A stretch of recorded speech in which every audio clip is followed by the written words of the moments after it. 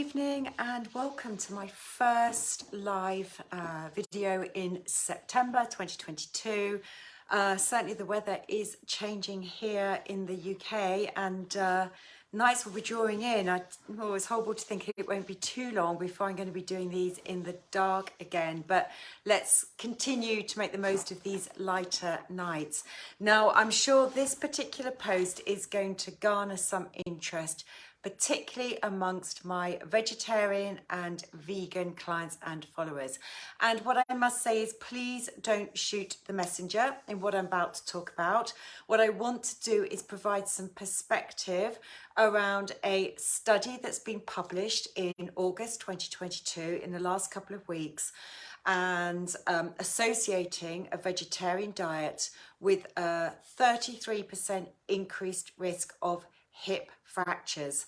Now, I am the messenger, but what I want to do here is I want to talk through the findings and then provide you with my knowledge and information around why nutrients are important for bone health. This is relevant to both, well, to all people of all diets and what you eat, and how we can optimize the nutritional intake and supplement those things that potentially are missing in a vegetarian and or vegan diet. So let's include the vegans in this because this is particularly important as well to vegans. So this study published in August 2022 showed that those who followed a vegetarian diet had a 33% increased higher risk of hip fractures compared to those who eat meat. The study was a long-term study. It followed 26,000 women aged 36 to 69 years of age at the outset of the study over a 20-year period, and it looked at the incidence of hip fracture in the following dietary types, between these different dietary types at the end of this time over the 20 years. So it looked at the recordings of this. So what it found was it looked at the dietary types of occasional meat eaters, those who ate meat less than 5 times a week, pescatarians, those who eat fish but don't eat meat, vegetarians, and they did include vegans in this because at the outset of this study, bearing in mind this is over a 20-year period, there weren't that many vegans at that time. So they included vegans in with the vegetarians, and regular meat eaters that they classified as those that eat meat more than 5 times a week.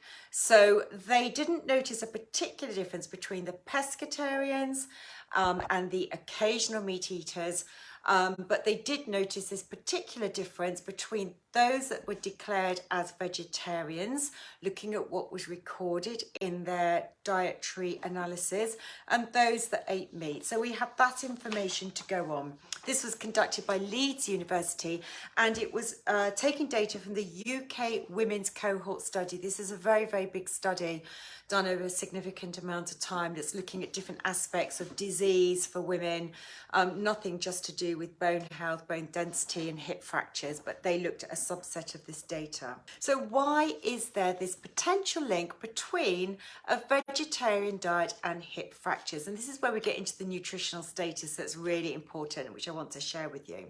But before I go down into the breakdown, I think what's really important to bear in mind is that a vegetarian diet can be really unhealthy.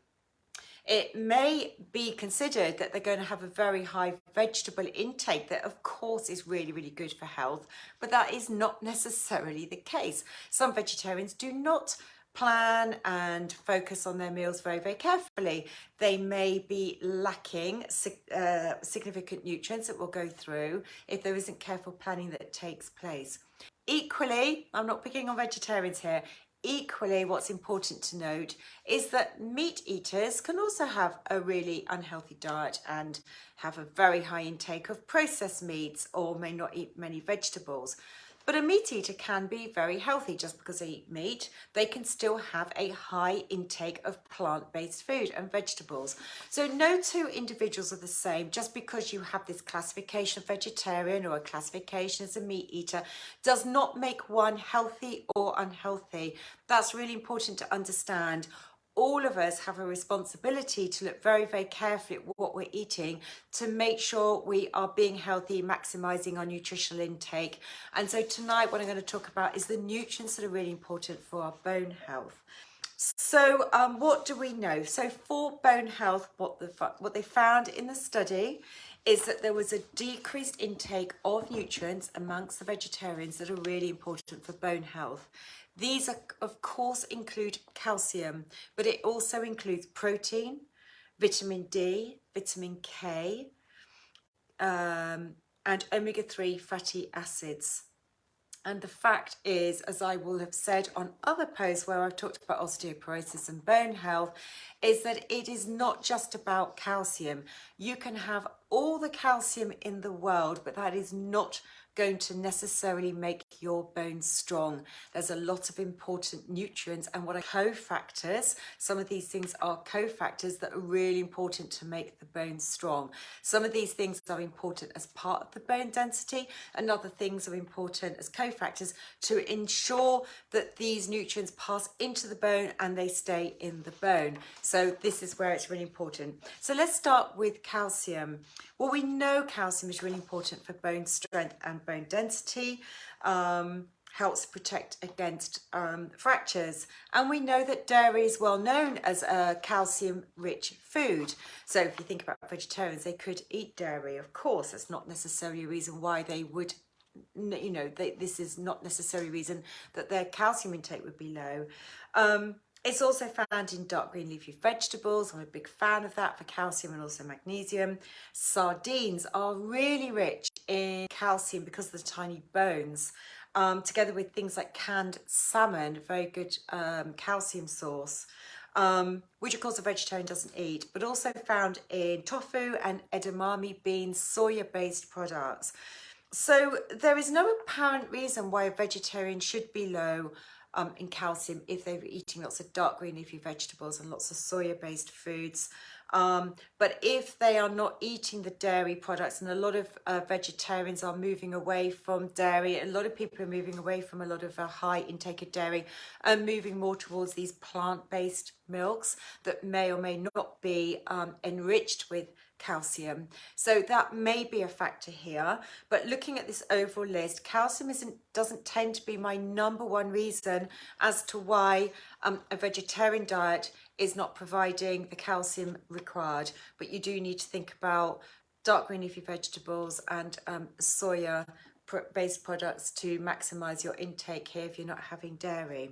Now the next important one I think is important, and that's protein. Protein makes up 50% of bone volume, and the bone matrix is continuously doing something that we call remodeling. It's breaking down and it's building itself back up again. That's happening continuously. It's a living organ. And so we do need to make sure through life we've got a good intake of protein. And I often find that protein intake is deficient in most of my clients' intake when I look at their diaries, their food diaries that they keep for me. It depends on your weight, it depends on your activity level, but really as a basis, I would say that most people probably need a good 50 grams of protein a day. Maybe 60 grams, but let's just focus on the 50 grams as a minimum. And I think many people don't tend to get enough protein, and your protein intake is going to naturally be higher gram for gram by eating animal food sources. You obtain protein through vegetarian sources, but gram for gram, you have to eat more of it to get the same amount of protein from that food. Now, if you're vegetarian, you're going to get your protein from beans and pulses and soya-based foods. You also get it from nuts and seeds. But as I said, it's often less than that 50 grams a day. So this is a particular factor that could increase the risk of bone fractures in vegetarians. And so I would say for vegetarians, you need a really careful assessment of your protein intake. And for everybody, have a look at your protein intake. You can do some assessments on this to look at how much protein you're getting in a day. And I would be aiming as a minimum for 50 grams. If your activity level is much, much higher, you're doing a lot of exercise, you'll be wanting to look for having more than that. Of course, you can have pea protein in smoothies as a way to up your intake, vegan protein sources to add to smoothies and other foods. The next one on my list is omega-3 fatty acids. Omega-3 fatty acids, particularly the ones, mainly the ones that contain the essential fats known as EPA and DHA. And it's these fats that are very important to help to protect against bone breakdown. They also help to increase calcium absorption. So they have a double win here. They're helping to increase the calcium going into bones, also helping to prevent bones from breaking down. Just before I move on to the EPA, DHA, just to say, that these are fats, and I'm going to come on, we've also mentioned about vitamin K and vitamin D being important for bone strength, and these are fat soluble vitamins, which means they have to be obtained with fat in the diet to get them into the bloodstream. So just to bear that in mind. Now, EPA DHA is found in oily fish, your salmon, your sardines, your mackerel, your herring, a little bit of trout, and fresh tuna. So if you're vegetarian, you're not eating those foods, and you're not automatically getting those EPA DHA fats that are the ones that are known to help with bone strength. You will no doubt be getting omega-3. And it's very important to differentiate between omega-3 and EPA DHA. Omega-3 is found in chia seeds, it's found in flax seeds, it's found in walnuts, it's found in dark green leafy vegetables in small amounts, but they do not contain EPA DHA, and the body doesn't convert omega-3 to DHA and EPA at all well. There's only about a 10% conversion, so your levels of those fats are likely to be very low. This is one area that I strongly recommend that vegetarians supplement algae-based EPA DHA, because you can now get that's brilliant. And if you're not a vegetarian and you do not like oily fish, you really need to think about getting your EPA DHA fish oils as a supplement into your diet. Vitamin K, this is a fat soluble vitamin, and there are two types, there's K1 and K2. Now it's K2 that's considered to be far more protective to bones, helping calcium to bind to bones. Now K2 is found in animal products. K1 is found in dark green leafy vegetables, hence why vegetarians are at a potential disadvantage here, because dark green leafy vegetable K1 is not as protective to bones as the K2 that's found in animal products. There's different types. You can get small amounts by eating fermented soya foods. So fermented foods does help with K2 intake. You need to be thinking about fermented soya foods if you're vegetarian. Eating things like tempeh and natto, they are going to be much richer sources of K2, and you need to be eating this several times a week. So that's going to be very, very helpful for your K2 intake for your bones. And just finally, I want to talk about vitamin B12. Now, there is no obvious reason that is known about at the moment as to why B12 is particularly important for bone strength. But in studies, it has been found that those with a low B12 blood levels have a lower bone density. So there's a correlation between low B12 in your bloodstream and lower bone density. And the reasons why B12 is important for bone density isn't yet really understood, but I think we need to be aware of it and we mustn't ignore it. I think many people have low B12.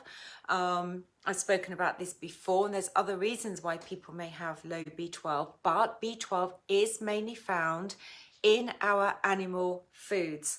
And therefore it's going to be a problem if you are vegetarian. Yes, you can find very, very small amounts in yeast like Marmite, nutritional yeast, mushrooms, and also in tempeh, but it's in really tiny, tiny amounts. And the scale of B12, the range in the body that's considered to be acceptable is quite wide. What is acceptable for one person in terms of optimal health is not going to be the same as another person's. So low B12 I see is becoming more and more common. There is this link that has been found between low B12 and lower bone density. So I think it's something we mustn't ignore. And if you don't have an animal intake, then again, this is another area that's very important to supplement all year round. And there's some very good B12 supplements, particularly the ones that are sprays, where you spray onto the inside of your cheek. It bypasses the gut, it gets straight to the bloodstream, and you're missing out on all the potential poor digestion, poor absorption issues that can go on.